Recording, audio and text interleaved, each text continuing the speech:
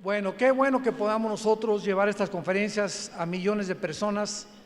Y los que traigan su Biblia, les pido que la abran en el capítulo 53 del libro de Isaías. En esta tarde quiero compartir el título del tema: los sufrimientos del Mesías. Isaías 53, versículos del 3 al 6, aunque vamos a desarrollar un poco más profundamente antes y después de este capítulo. ¿Quién puede dudar, damas y caballeros, que el personaje más importante de la historia ha sido Jesucristo? Hace algún tiempo, cuando comenzaba a predicar la palabra de Dios, siempre me ha gustado debatir con ateos. Son mi plato favorito ahora. Simplemente porque el ateísmo es insostenible filosóficamente.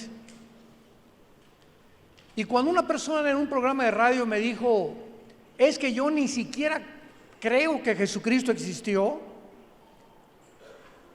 le contesté inmediatamente: perdón, ¿qué fecha trae usted en su reloj? Me dijo: la fecha tal de mayo de 1992. Y la siguiente pregunta que le hice fue: ¿desde cuándo estamos contando 1992? ¿Desde que nació Buda? ¿Desde que nació Mahatma Gandhi? ¿Desde que nació Zoroastro? ¿Desde que nació Mahoma? ¿Desde que nació los más grandes líderes religiosos que tú puedas imaginar? Y se quedó estupefacto el hombre. Y le dije: contésteme, ¿desde cuándo estamos contando la historia? Y una de las personas se interpelaron inmediatamente y le dijo: no seas bruto, Cristo es el divisor de la historia y contamos los días. Es tan importante la entrada al escenario mundial de la persona de Cristo que contamos los días a partir de su nacimiento hasta nuestros días y antes de su nacimiento. Antes de Cristo y después de Cristo se cuenta la historia del ser humano. Pero Jesús no solamente vino a dividir la historia porque nadie como Él lo ha hecho, sino que además es el único personaje de quien se celebra su nacimiento, el 24 de diciembre. Y aunque sabemos que Él no nació el 24 de diciembre, aprovechamos para poder dar testimonio de su muerte, de su nacimiento en la cruz.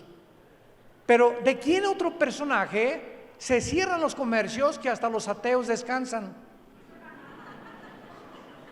En más de la mitad de las naciones del mundo celebran la Navidad. Ningún otro personaje se celebra su nacimiento como el tiempo de Navidad. Y además es tan impactante la vida de Jesucristo que en estos días que le llamamos Semana Santa, porque coinciden con la Biblia a partir del libro del Éxodo capítulo 12, donde se cambió el nombre de Tishri al calendario judío, y Dios le dijo a Moisés que en el Éxodo se le pusiera el nombre de Nisán a los meses de abril y mayo. Entonces, en el mes de Nisán, que corresponde y cae en el calendario gregoriano bajo el cual tú y yo vivimos, Cristo muere en una cruz, y el día 14, de acuerdo a Éxodo capítulo 12, tenía que prepararse el cordero para morir, y entonces se le llama la Pascua, que en el inglés le llaman Passover, que significa pasar por encima de, porque Dios le dijo a Moisés que cuando el ángel pasara, donde viera la sangre arriba de la puerta y a los lados de la puerta, las personas dentro de esa casa no sufrirían la muerte de sus primogénitos. Este es el origen de la Semana Santa que está aquí en la Biblia. Y precisamente en estos días, aunque para los cristianos ya no es un Viernes Santo ni Semana Santa, porque para el cristiano todos los días ahora del año son santos. Ya todas las semanas para nosotros son santas, pero también lo aprovechamos que el mundo recuerda la muerte y la resurrección del Hijo de Dios para poder dar testimonio de esta maravillosa vida que entró al escenario mundial para cambiar radicalmente al Imperio Romano, cambió la historia, cambió a millones de personas y continúa actuando en todos aquellos corazones que le han abierto su vida para poder entregarles esta vida a la eternidad. El capítulo 53 de Isaías es el capítulo más excelso, más magnífico, más esplendoroso. El capítulo 53 de Isaías no tiene comparación en todo el Antiguo Testamento, porque describe al pie de la letra que ese hombre llamado Jesucristo, que entró a vivir a un esperma. Dios, el creador del universo, entró a vivir a una célula humana. Síganme con mucho cuidado, se les van a fundir los fusibles. Dios entró y se hizo chiquito en el lugar más microscópico del ser humano. Ahí entró para crecer dentro del vientre de una madre durante 9 meses. Dios dentro del vientre de una madre, de una mujer virgen, para nacer con un carpintero como padre, como padrastro, vivir 18 años haciendo sillas y mesas como cualquier hombre común y corriente, y a los 30 años el padre le dice en el río Jordán: este es mi hijo, no sobre Buda, no sobre Mahatma Gandhi, no sobre Mahoma, no sobre Zoroastro. La voz del cielo dijo: este es mi hijo en quien tengo toda mi complacencia, a él oíd. Y la pregunta en esta tarde es: ¿a quién escuchas tú? ¿La charrita del cuadrante? ¿Quiénes son tus personajes favoritos? Cítame el hombre que tú quieras, como decimos aquí en Oaxaca, tu gallito Giro. ¿Quién es el hombre, el filósofo, el religioso que más admiras? Y después de que tú puedas ver la vida de cualquiera de estos hombres que han pasado por el mundo, como tú y como yo, jamás nadie ha dicho: yo soy el camino, la verdad y la vida. Actualmente la Clínica Mayo en Rochester y el Hospital Hopkins en Estados Unidos son las dos de las instituciones más reconocidas médicamente y clínicamente. Y hace 1 año y medio, tanto la Clínica Rochester como el Hospital Hopkins coincidieron en que la razón por la cual el ser humano en el siglo XXI está enfermo, mental y físicamente, se debe a una sola razón. El 70% de los problemas humanos físicos y mentales en el siglo que vivimos se llama el estrés. El estrés. ¿Qué cosa es el estrés? Es un estado del alma, un alma inquieta, un alma rencorosa, sin paz, intranquila, amargada, con heridas que te hicieron en la juventud, en la infancia, en tus exmaridos, tus exnovios. Pero ¿quién puede dudar que el ser humano se encuentra enfermo? Este año se recetaron más de 675 millones de pastillas tranquilizantes en Europa, principalmente en la nación de España, donde hay más abortos y más divorcios que en cualquier otra nación del mundo. Entonces, el ser humano tiene un problema tremendo porque hemos alcanzado la luna. El siglo XX fue el siglo donde más descubrimientos científicos y avances tecnológicos logró el ser humano. Jamás en la historia habíamos experimentado lo que descubrimos en el siglo XX. 1905 comienza el primer carro Ford a caminar a 30 kilómetros por hora. 1907, 1908, los hermanos Wright norteamericanos comienzan a volar o a intentar volar en el espacio. 1929, Alejandro Fleming descubre la penicilina. 1943-44, los doctores Oppenheimer y Enrico Fermi descubren la fisión nuclear, bombardeando el uranio 235 y produciendo las primeras 2 bombas atómicas que soltaron en Nagasaki y Hiroshima en Japón.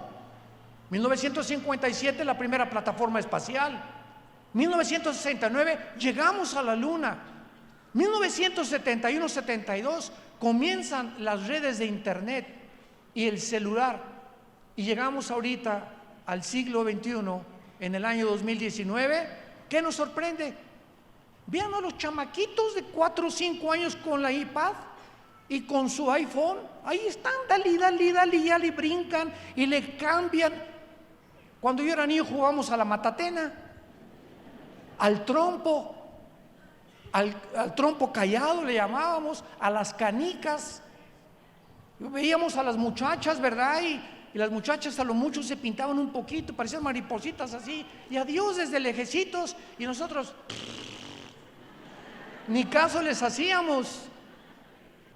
Estamos en un mundo que ya perdió la brújula, un mundo desquiciado, donde nadie sabe realmente cuál es el camino. Y Jesucristo vino hace 2000 años y nos sigue llamando que nos volvamos a Él. Él es el camino, Él es la razón por la cual tú y yo nacimos. Y mientras tu vida no esté en Jesucristo, escúchame, seguirás de hombre en hombre, de mujer en mujer, de botella en botella, de teatro en teatro, de divorcio en divorcio, buscando siempre y sin encontrar. Porque esta vida no tiene nada que ofrecernos más que desilusiones, tristezas y frustraciones. Cuando Dios presenta a Jesucristo en el capítulo 53, nos presenta a Jesucristo anteriormente como un siervo, porque a eso vino Jesucristo. El Dios creador nos viene a lavar los pies, a hincarse y a lavarnos los pies y mostrarnos que la humildad es la virtud más grande del ser humano. La humildad. Y la antítesis de la humildad es la arrogancia, la soberbia, el demandarle a Dios. ¿Y tú por qué permites los tsunamis? ¿Y por qué permites los terremotos? ¿Y por qué permites esto y el otro? Y sabes que en ese momento estas personas se endiosan y lo único que hacen es decirle a Dios: bájate y siéntate aquí y ahora yo voy a ser el abogado acusador. Y a ver, contéstame, ¿por qué hiciste esto y esto y aquello? En otras palabras, hombres y mujeres que se atreven en su soberbia intelectual a creer que si ellos hubieran sido Dios, hubieran hecho un mejor papel, sin entender que los pensamientos de Dios no son nuestros pensamientos, ni sus caminos son nuestros caminos. Él no piensa como tú piensas, ni como yo pensaba, ni como el ser humano natural sigue pensando. Él está completamente alejado mentalmente de nosotros, y si tú lo quieres conocer y caminar con Él, híncate, humíllate, pídele perdón por tus pecados. Y mientras el ser humano no tenga esa condición delante del Creador, Dios no tiene cómo tratar contigo, porque esa arrogancia y esa soberbia es la que le impide al ser humano conocer al Dios creador y sustentador de todas las cosas. Dice Isaías capítulo 53, escrito hace 2700 años. Señores arqueólogos, paleontólogos que nos visitan, señores astrofísicos que nos visitan, antropólogos, vayan a Jerusalén y en el Museo del Holocausto en Jerusalén van a encontrar este libro que se llama Isaías, tal como lo encontraron en 1948 en los rollos de Qumran, en el Mar Muerto. Y lo examinaron los más grandes expertos y es exactamente como lo tenemos en nuestras Biblias. Ahí está el libro de Isaías completito con otros libros de la Biblia, mostrándonos lo sobrenatural que es este maravilloso libro que se llama la Biblia. Entonces estamos leyendo algo que sucedió hace 2700 años, o sea, Isaías escribió 700 años antes de que Jesús naciera, y el capítulo 53 lo escribe, noten ustedes todos los verbos en tiempo pasado. Versículo 3: despreciado y desechado entre los hombres, varón de dolores, experimentado en quebranto, y como que escondimos de él el rostro, fue menospreciado y no lo estimamos. Todos los verbos están en tiempo pasado. Qué interesante. Ciertamente llevó, pasado, él nuestras enfermedades, sufrió nuestros dolores, y nosotros le tuvimos por azotado, por herido de Dios y abatido. Mas él herido fue por nuestras rebeliones, molido por nuestros pecados. El castigo de nuestra paz fue sobre él, y por su llaga fuimos nosotros curados. Todos nosotros nos descarriamos como ovejas, cada cual se apartó por su camino, mas Jehová cargó en él el pecado de todos nosotros. Vemos nosotros que aquí se le llama a Jesucristo el siervo de Dios, despreciado y desechado entre los hombres. En el capítulo 42 de Isaías, versículo 1, el Espíritu Santo había comenzado a preparar el camino para la presentación del capítulo 53 de Isaías. Y dice Isaías 42: he aquí mi siervo, yo le sostendré, mi escogido, en quien mi alma tiene contentamiento. He puesto sobre él el Espíritu y traerá la justicia a las naciones. En este versículo 1 hay 2000 años de diferencia. Está mencionando el Espíritu Santo que Cristo era el siervo de Dios, el escogido de Dios, en quien el Padre tenía su contentamiento, que traería el Espíritu del Padre, pero dice que traería la justicia a las naciones, lo cual fue 2000 años después de su muerte.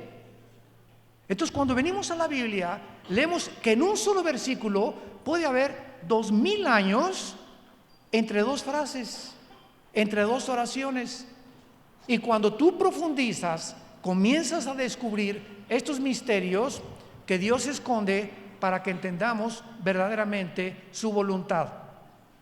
Llegamos al capítulo 52 de Isaías, que es la anticipación al capítulo 53, versículo 13.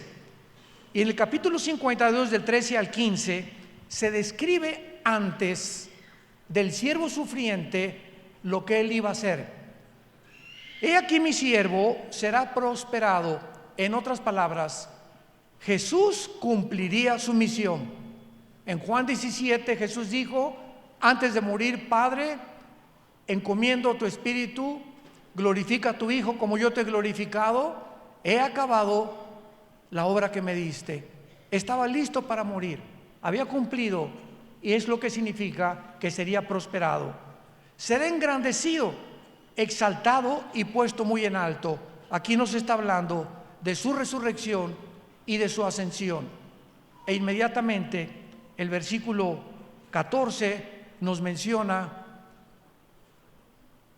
que Jesús, antes de poder ayudarte y antes de poder ayudarme y antes de poder cambiar nuestra situación y revolucionar a los seres humanos, Él tenía que sufrir, porque vivimos en un mundo de pecado. ¿Saben ustedes cuando Carlos Marx postuló el manifiesto comunista en el siglo XIX con Federico Engels? Yo era un apasionado de la dialéctica materialista. El comunismo para mí era la respuesta a la ideología, a los problemas humanos. Y Carlos Marx postula una ideología donde se le llamó la lucha de clases. Entonces, Marx veía al mundo como un problema entre dos clases sociales, entre el proletariado y entre la burguesía. Y de acuerdo a su mente, él era judío, Carlos Marx, de acuerdo a su mentalidad, él estableció y postuló esta tesis: si el proletariado derriba a la burguesía, o sea, si los pobres dejan de ser pobres, quitándoles a los ricos lo que ellos tienen y tomando los pobres en lugar de los ricos, la sociedad tendrá justicia. ¿Saben cómo se llama esto? Sin que yo me hubiera dado cuenta en aquel tiempo, y como la mayor parte de las gentes que han abrazado esta ideología no lo saben, se llama robo calificado. Porque quitarle a alguien su propiedad bajo el nombre de expropiación es un robo, y Cristo prohíbe el robo. Uno de los mandamientos es: no robarás. Entonces, de acuerdo a esta postulación, ahí se soluciona el problema. Y cuando se puso en práctica esta ideología en 1917 del siglo pasado por un hombre llamado Lenin, en la revolución bolchevique, el comunismo comenzó en Europa, en Rusia, a extenderse, pero la guerra mundial la ganan los rusos con Inglaterra y con Estados Unidos contra Alemania, Japón e Italia.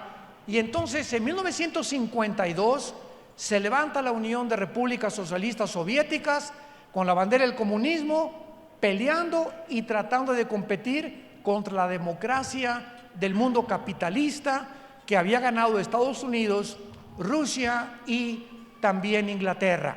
Entonces Rusia se separa después de la Segunda Guerra Mundial de Inglaterra y de Estados Unidos, y la ideología comunista se ofrece al mundo, que ahora ya no se llama comunismo, ahora se llama socialismo, como la esperanza de las sociedades y el beneficio de los pobres.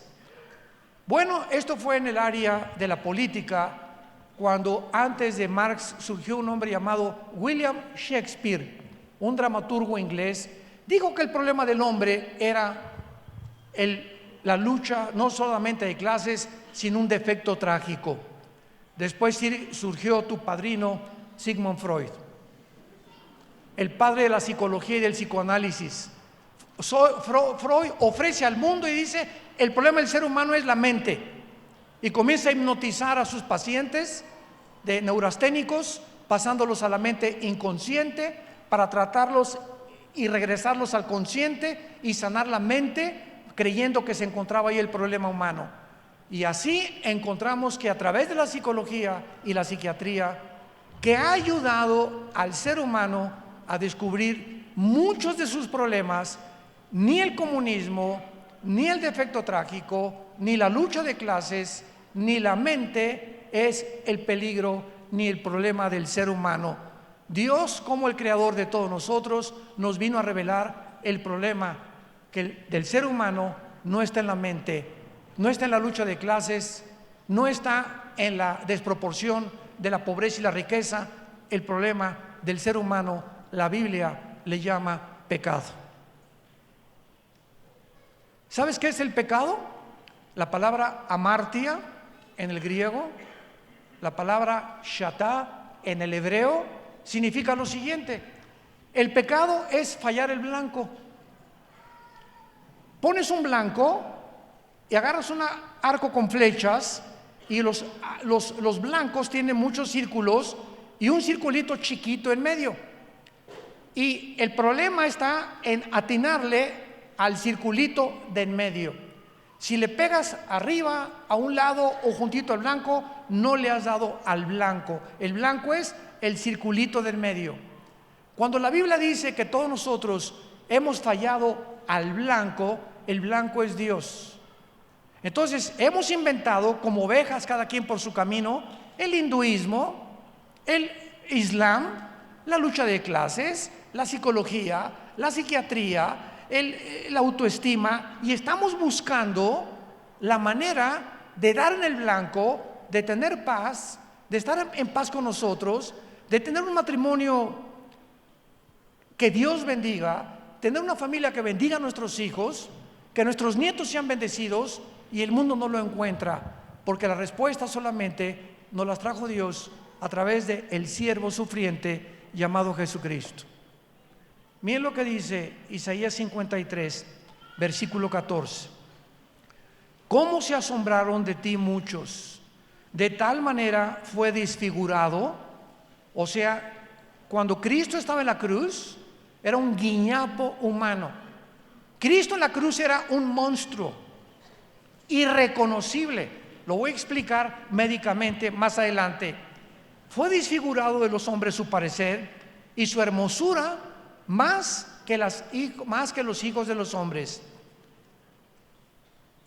El estudio que les voy a dar ahorita fue hecho por el doctor William Edwards, patólogo de la clínica Mayo de Rochester, Massachusetts, y este médico cardiólogo estudió la muerte de Cristo con otro grupo clínico de médicos, y escuchen lo que publicaron en el diario de la Asociación Médica Norteamericana. La Biblia enseña que en el huerto de Getsemaní Cristo sudó sangre. Este fenómeno médicamente se llama hematohidrosis. Hemato, de ahí viene la palabra sangre, hematólogo o hematoma, e hidrosis, que significa sudor sanguinolente o sanguinolento. Esto ocurre en estados emocionales muy elevados, cuando la hemorragia de las glándulas sudoríparas ocasiona que la piel quede muy frágil. La pérdida sanguínea en el huerto de Getsemaní fue mínima. Sin embargo, la fragilidad cutánea resultante más tarde ocasionó una gran pérdida sanguínea durante la flagelación. Los látigos romanos, que eran como de 1 o 2 metros, tenían puntas de hueso con plomo y se enrollaban en las víctimas, y cuando el soldado romano jalaba el látigo, desprendía todos los tejidos subcutáneos de enfrente del pecho y de atrás. No sé cuántos de ustedes vieron la película La Pasión, muy buena, nada más que ahí el látigo lo usaron que nada más le pegaba en la espalda.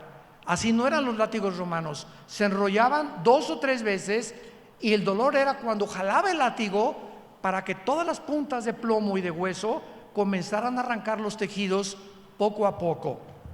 Estos se enrollaban en el cuerpo de la víctima, y la pérdida de sangre ahí de Cristo fue impresionante. Jesús fue debilitado con 39 latigazos, y cuando se le dice que vino Simón de Cirene a ayudarlo a cargar el patíbulum, o sea el palo central de la cruz, Cristo en su sangre había perdido más de casi 2 litros por el flagelo de los romanos y por el huerto de Getsemaní. Ahora escuchen lo que dice este doctor. Cuando crucificaron a Cristo y estiraron sus manos, los clavos fueron colocados en el hueso radio y los huesos del carpo, que son en las muñecas. No producían fractura alguna. El daño al periósteo, que es la membrana que cubre los huesos, era dolorosísima. Seguramente los clavos le cortaron el nervio mediano, lo cual debió haber ocasionado a Jesús espasmos intensísimos de dolor en ambos brazos durante el procedimiento. Todo esto debió haberle producido parálisis en parte de sus manos y sus pies. Los ligamentos son atrapados en el trayecto por los clavos, ocasionando lo que se llama una mano de garra. Los clavos en los pies le atravesaron los huesos del tarso y seguramente también le ocasionaron lesiones en los nervios. Los clavos, sin embargo, no producían una pérdida de sangre importante. El mayor efecto fisiológico de la crucifixión fue la interferencia con la respiración normal.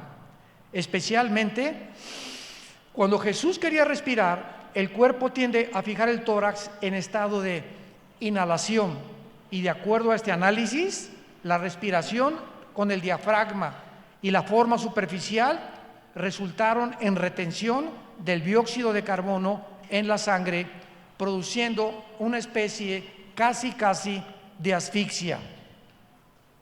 Un aspecto médico de la crucifixión de Cristo ha causado controversia, porque de acuerdo a lo anterior, cuando Juan en el capítulo 19 escribe: vi que le mezcló la sangre con el agua, el centurión romano le atravesó el pulmón derecho con la lanza y le atravesó el corazón.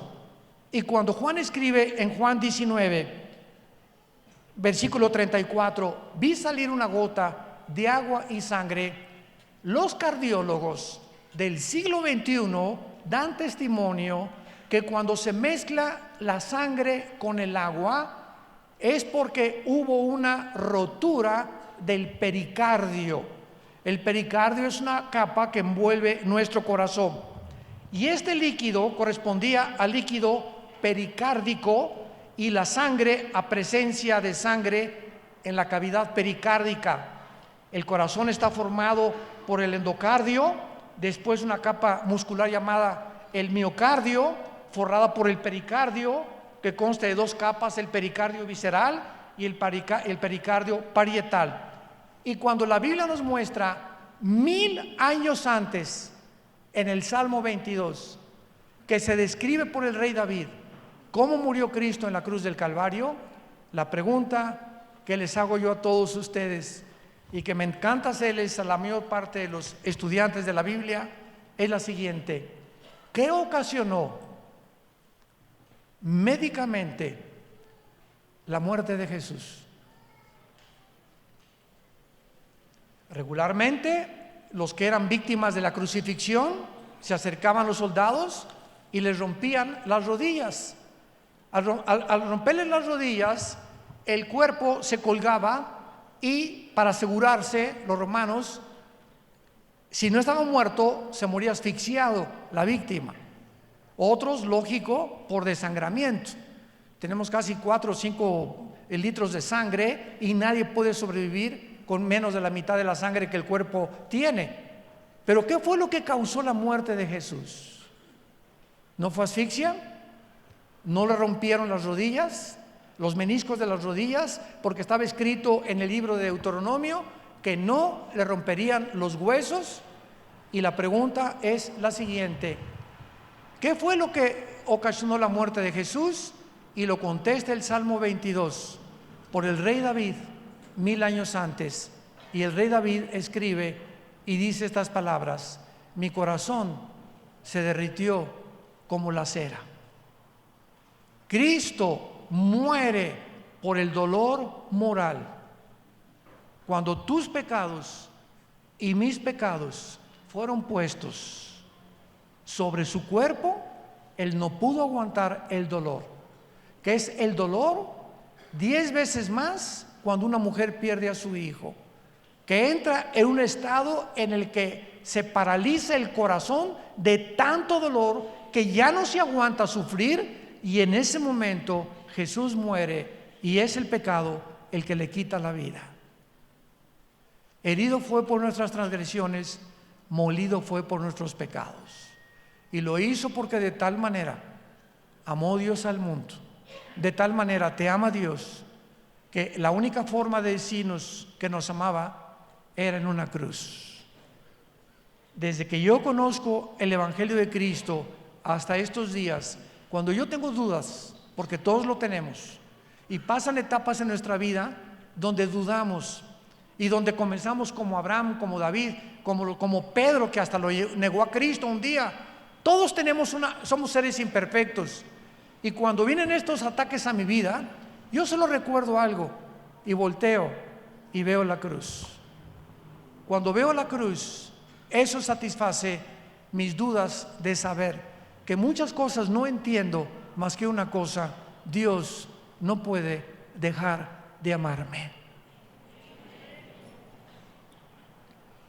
Dios te ama con amor eterno. Y no importa lo que tú estés atravesando, Él te ama. Como me dijo una señora en un hospital en Estados Unidos: ¿dónde está Dios, pastor? Me estoy muriendo de cáncer. Y está con el telele la señora así, nomás le hacía así las manitas. Y joven, digo, unos 60, 63 años de edad. ¿Dónde está Dios? Me dice, en este momento lo necesito. Y yo le contesté, ¿dónde estaba Dios cuando Jesús murió en la cruz? Cristo hubiera pensado eso. ¿Dónde está mi Padre? Y por eso gritó, lama, lama sabactani, Elí, Elí, ¿por qué me has desamparado?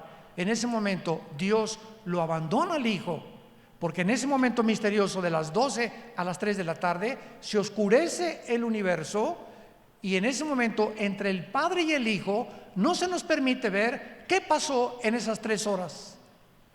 Entre el Padre y el Hijo hubo algo de las 12 a las 3 de las tinieblas, y fueron esas 3 horas, porque el 3 es el número de la Trinidad, en el que el Padre ponía tus pecados y mis pecados en la vida de su Hijo Jesucristo.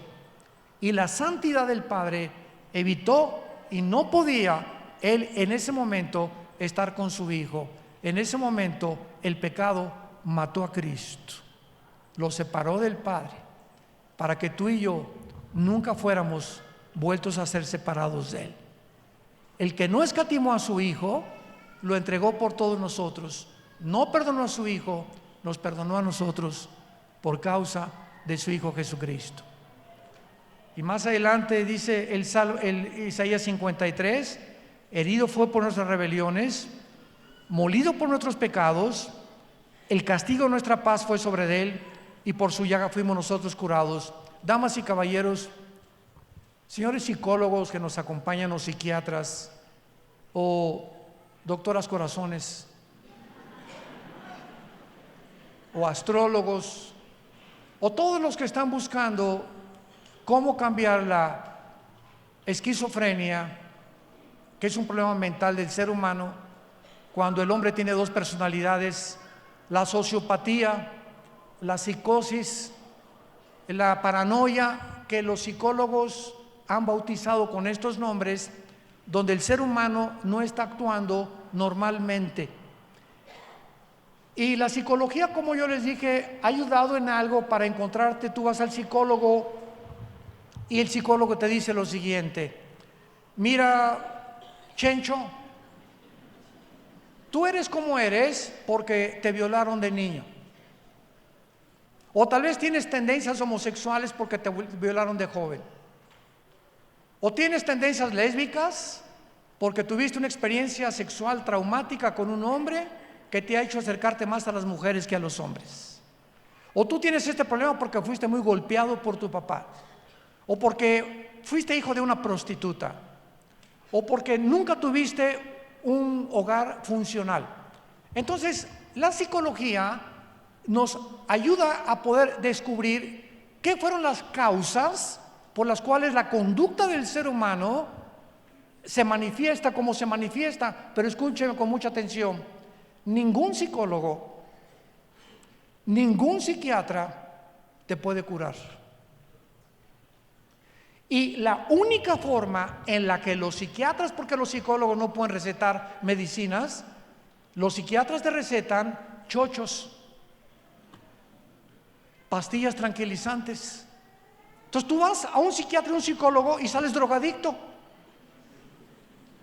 El 98% de los hospitales psiquiátricos en el mundo, damas y caballeros, el 98% de los hospitales psiquiátricos en el mundo, el 98% de los pacientes están drogados. La única forma en la que los pueden manejar es químicamente. Jesús, María y José y el burrito que los acompaña. No hay manera de curar a un esquizofrénico. Te calman con chochos, con químicos que te vuelven peor de como estabas. Bueno, es que el doctor me dijo que 3 miligramos y él está controlado. El mes que entra te receta 10 miligramos. Y al ratito vas a aparecer alambre eléctrico en la noche. Damas y caballeros, la Biblia es el único libro que nos ofrece sanidad. Por las heridas de Jesús, por lo que Él hizo en la cruz, Dios nos perdona las heridas de nuestra alma. Hay un hombre de Dios en Estados Unidos llamado James Robinson. Le decían el sucesor de Billy Graham. Este muchacho fue parido por una prostituta en Estados Unidos y lo tiraron en un bote de basura. Lo recogió otra prostituta del bote de basura y se le llevó a su casa como 6 o 8 meses y lo volvió a tirar en un basurero cuando tenía como 1 o 2 años. Pasó otra prostituta cuando tenía 3 o 4 años y lo volvió a recoger. Vean la mano de Dios. Y esta prostituta, como a los 6 o 7 años, lo metió en un orfanatorio. Y James Robinson estudió en el orfanatorio de los 6 a los 15 años de edad, y a los 15 años de edad recibió a Cristo como su Salvador. Sin mamá, desechado, despreciado, nunca tuvo mamá, prostitutas, nunca conoció a su padre y se convirtió a los 26 años en el evangelista número 2 del mundo entero. Y sigue viviendo en Dallas, Texas, en la iglesia de Gateway se llama, como uno de los pastores principales y uno de los más grandes hombres de Dios que el mundo ha conocido. Entonces, nadie tiene la excusa de decir soy como soy porque mi mamá, porque mi papá, porque mi esposo, porque mi novio, porque mi hermano. El día que tú dejes de echarle la culpa a cualquier otra persona y digas soy lo que soy porque yo he escogido ser y mis decisiones que yo tengo son por las consecuencias que yo he sembrado con mi conducta, en ese momento te vuelves una persona madura.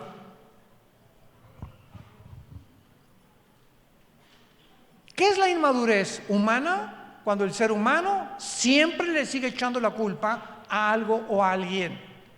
Y mientras tú mantengas esa actitud, y hay personas de 60 años que parecen chamaquitos de 10 años, nunca han madurado, y por eso emocionalmente te descompones, porque las neuronas del cerebro funcionan de tal manera y están conectadas eléctricamente en la neurología, que si tu estado mental de estrés, de angustia, de rencor, de odio, de intranquilidad, de que no duermes, de que no tienes paz, no puedes ser una persona normal. No tienes una brújula ya. Y si tú te casas con una persona así, o tienes hijos, o tienes un negocio, nunca vas a prosperar.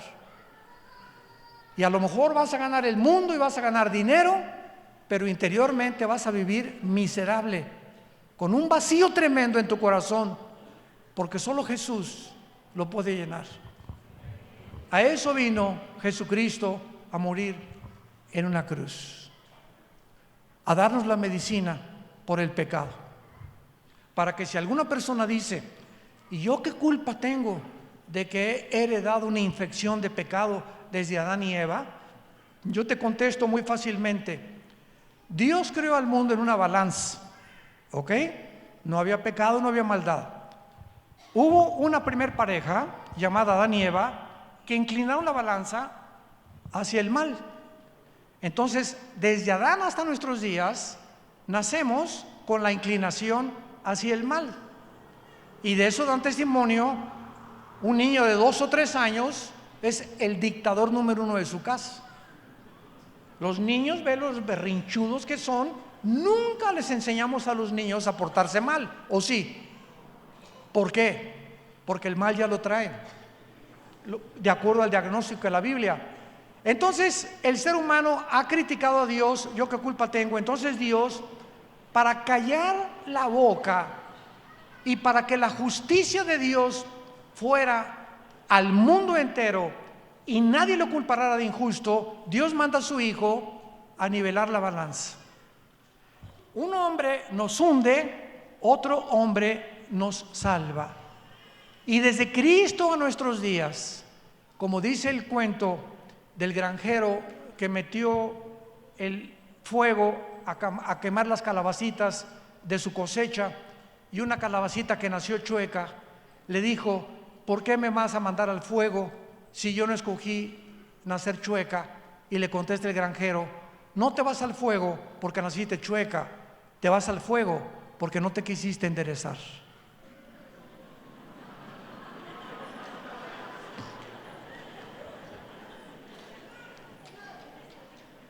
El día que tú madures, no le vas a echar la culpa a nadie. Eres como eres por lo que has escogido ser. Y tu conducta define tu filosofía, tu psicología. Tu psicología comienza a manifestarse a través de tus acciones. Y en la Biblia se llama la ley de la responsabilidad moral individual. Cada uno de nosotros somos responsables de nuestras acciones, para bien o para mal. Cada decisión que tú tomes, cada beso que le des a tu novio, con la mujer que tú te acuestes, cada vez que le robas a alguien, cada vez que echas una mentira, cada vez que tienes un pensamiento, cada acto tiene consecuencias. Recuerda eso, por el amor de Dios. Tiene consecuencias que tienes que recoger. Y esas acciones norman tu conducta. Y si llegas a los 30, 40, 50 años de edad con esta conducta, vas a ser una persona mentalmente enferma. Y te vamos a ir a visitar al psiquiátrico. 9 esposos. La mujer más bella del mundo. Le llaman la maldición de la belleza. O sea, hay mujeres tan bellas como ellas que no se creen que merecen a nadie, que nadie las merece. Quieren tener un rey y el otro rey y el otro rey y un príncipe, etcétera, etcétera. 9 hombres buscando y creyendo que la felicidad se encuentra en un hombre. Y así hay hombres también. 4 o 5 veces se han casado creyendo que es que voy a encontrar la mujer que me haga feliz. ¿Sabes una cosa? No hay nadie en esta vida, ni hombres ni mujeres, ni tus papás ni tus amigos, que nos hagan felices más que Dios.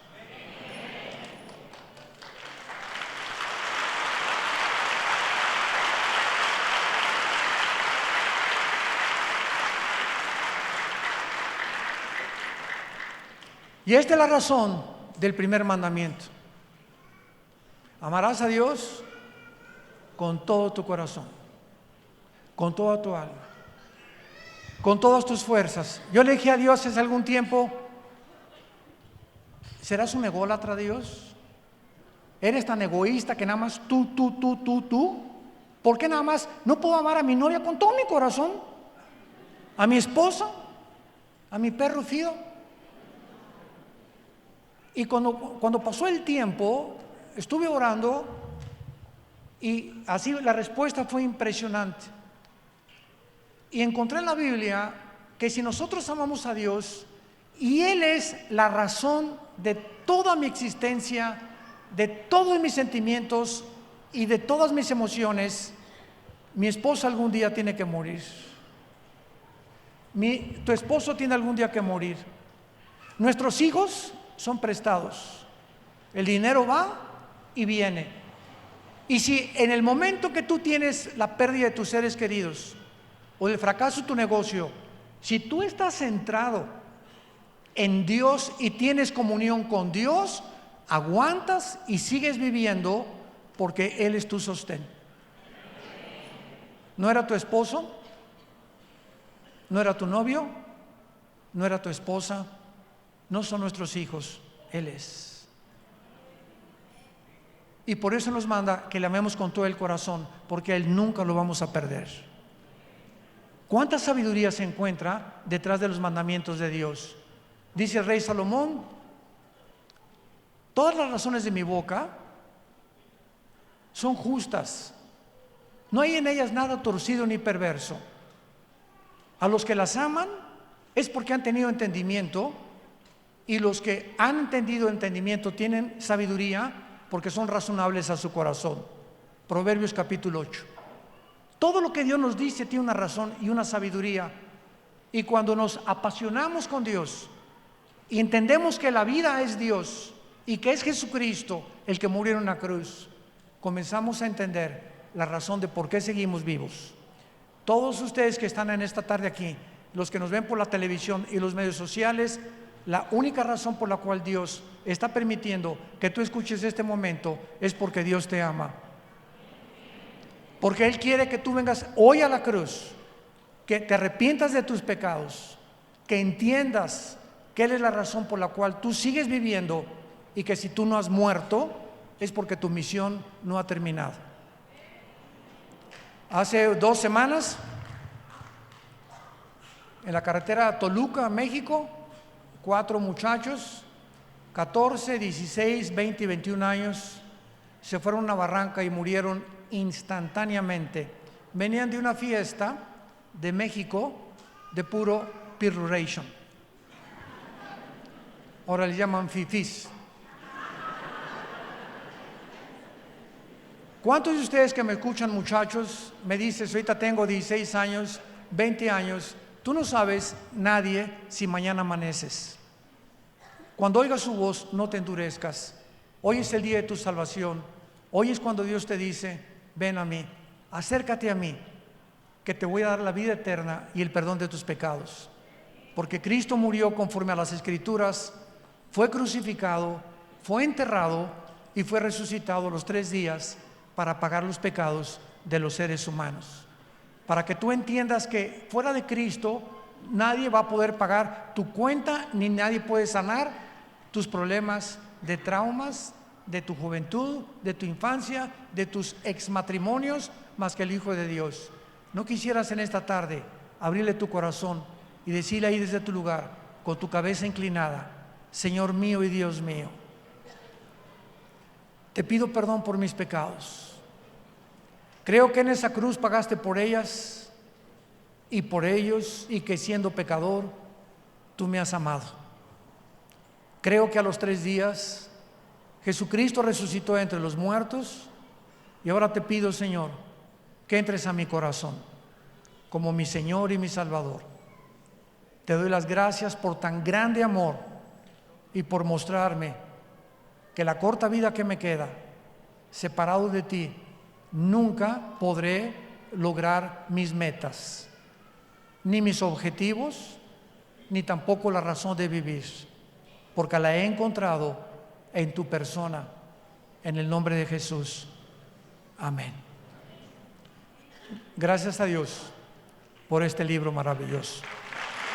Gracias a Dios por la palabra de Dios. Gracias a Dios.